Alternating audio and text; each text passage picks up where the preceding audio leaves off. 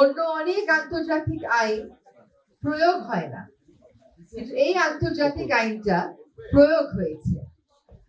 এই আন্তর্জাতিক আইনটা প্রয়োগ হওয়ার একটা বড় কারণ হচ্ছে যে এই ওজোন লেয়ার ক্ষয়িত হয়ে যাওয়ার কারণে সবচাইতে বেশি ঝুঁকির মধ্যে পড়ছিল কিন্তু কিছু উন্নত দেশের নাগরিকেরা।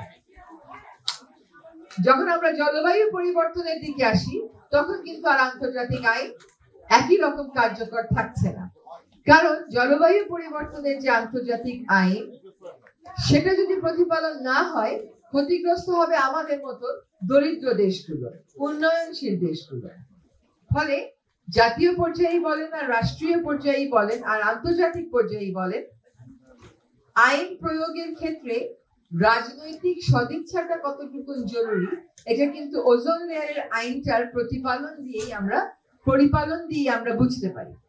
উন্নত বিশ্ব দেখলো যে এইটা যদি আমরা এফেক্টিভলি এনফোর্স করতে না পারি, কার্যকরভাবে প্রয়োগ করতে না পারি, তাদের নাগরিকেরা অতিবেগুনি রশ্মির ঝুঁকির মধ্যে থাকবে।